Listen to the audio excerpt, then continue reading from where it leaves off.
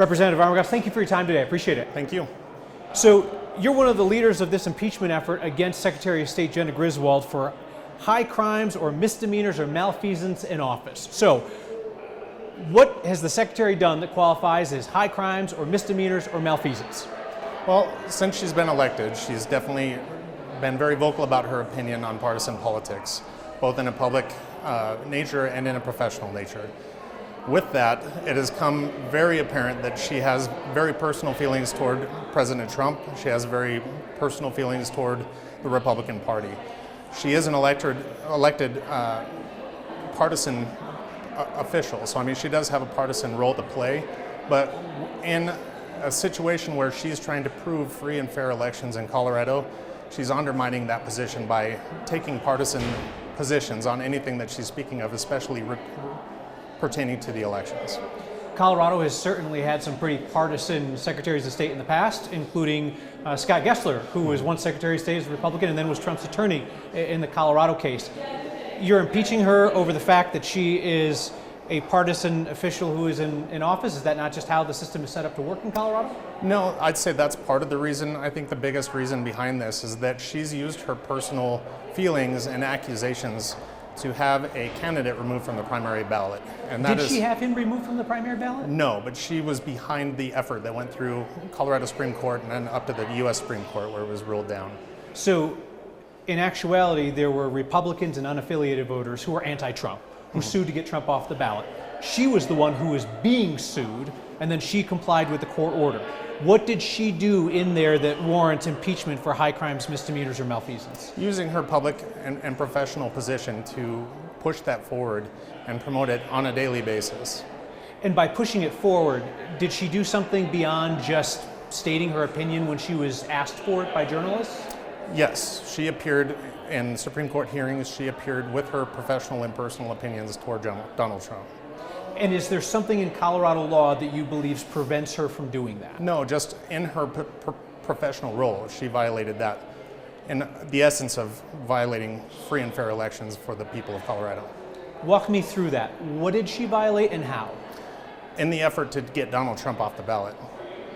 But what did she violate? She violated a rule, she violated your feelings, like what did she violate? I think she violated the faith of the voters in Colorado and my constituents particularly. So she was sued by some folks who wanted Trump off the ballot. Court ordered her, you take Trump off the ballot. She complied.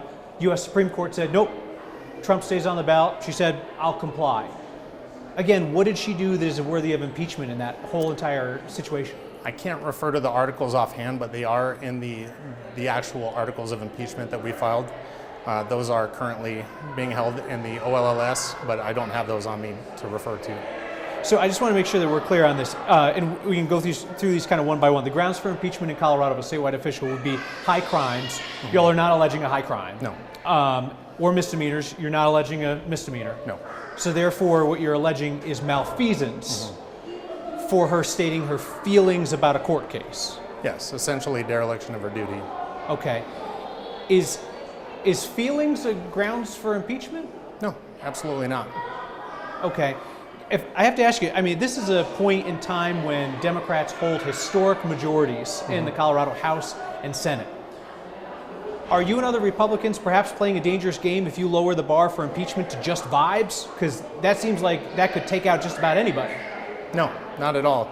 This is a building where we're elected on partisan levels to argue and debate topics based on partisan politics. And the position of Secretary of State, where you are conducting and leading and protecting free and fair elections, bringing personal feelings and political agenda into that does not present any kind of free and fair elections to the people of Colorado. Do you believe that Secretary Griswold has taken any action that impacts the administration of Colorado's elections in a way that would be grounds for impeachment or would constitute malfeasance? I believe so, yes. What specifically? Her role in standing behind the effort to get Donald Trump removed from the ballot. And it doesn't have to be based on him particularly or a political affiliation. If she had personal feelings against me or accusations against me that I wasn't convicted of, she could essentially ask for me to be removed from the ballot and take it up to the Colorado Supreme Court. That's a dangerous precedence to set, and I'm not one that's going to stand for it. And I know my constituents elected me so that I would stand up against stuff like that. Did she in fact ask for Donald Trump to be removed from the ballot as you suggest, or once she was sued by people who wanted him removed, she was asked, what do you think? And she said, well, I think that's what the law prescribes. She did, in fact, ask for him to be removed from the ballot, and we have the quotes from her press releases in the actual articles of impeachment. How do you see this going forward? Let me ask it this way.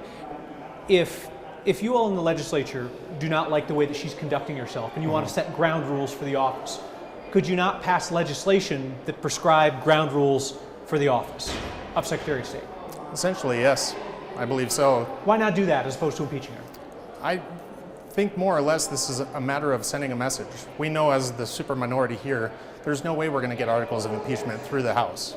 The fact of the matter is, we have to show our voters that this is not something we're going to allow to be a precedent. We're going to stop this in its tracks, and then we can move forward by editing or otherwise making rules that can be followed at a better level in the future. Gotcha. I take it you didn't vote for Secretary Griswold when she ran for re-election? I did not, in fact. Who did you support? I supported Anderson. You supported Pam Anderson? Yes. Gotcha. And one of the things that she said is that she would be a Secretary of State more in the mold of our last Republican Secretary of State, Wayne Williams, who tried to keep partisan politics at bay, but yet he also did partisan things while he was in office. He was a Republican who supported Republican causes and so forth. Do you think that anything that Wayne Williams did crossed the line? I'm not a follower of anything that he did. I just know from the here and now, as an elected official by my constituents, they've been reaching out to me hundreds of emails a day that I get from my constituents saying we need to do something. And standing idly by is not what they elected me to do. So I, for one, am standing up for my constituents. Let me pose the devil's advocate question. That person might say, there's absolutely no grounds for impeachment, that y'all just need something to show for the fact that you guys are up here taking it day after day because you have a super minority, you can't really do anything. And this is just something that you can throw to your base and say, look, we tried to impeach Secretary Griswold and it failed. I don't think that's true. I think in the opposite of that, if we were in the supermajority and there happened to be an opposing party, a Secretary of State that did this, and we had the ability to get impeachment articles through the House, we would have done it that way the same. This is just something that we can say we're doing this, even though it might not be successful in the House.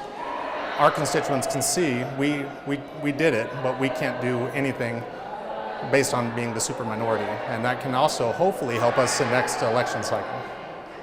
Well, you didn't just say you're impeaching her because it'll help you in the next election cycle. No, I think this will get more people to come to vote so that we can get more people voting for what they think is right. Knowing that they have people standing up in office for them, they need to get more people in office standing up for them.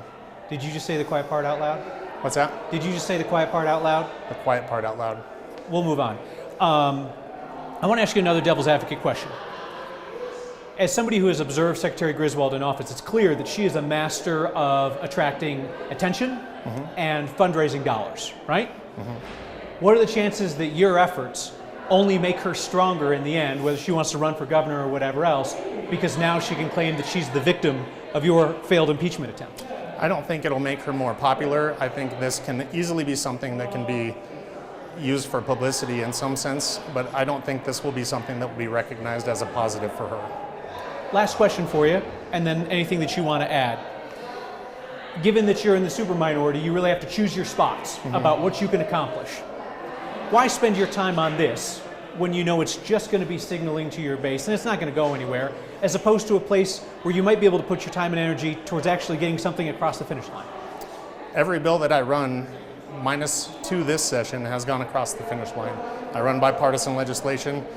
The fact of the matter is, the legislation that we fight on a regular basis is simply making noise. Every battle that we have on the House floor is a moot point. It's destined to fail on our end and to be won by the supermajority. So this is nothing out of the norm of what we're normally doing on a day-to-day basis. This is just something that our constituents want that we need to stand up and do. A couple of procedural questions. There are 2 folks in your caucus who didn't sign on. Is that because they were absent or away, or do they have some issue with it? They were absent in a way. They were unreachable. Gotcha. Okay, so you anticipate that you would have the full support of your caucus if this was brought to the floor? Absolutely. Do you believe the Speaker will bring it up for a vote? She said she was going to have it introduced today. In our meeting yesterday, she would have it introduced today. Think it might happen today? That's what she said. I can not speak for her, but that's what she told us yesterday. All right, Representative Armagost, anything else pertaining to this issue that you would have liked to have touched on that we didn't? Nothing I can think of. I appreciate your time. Thank you very much. Thank you.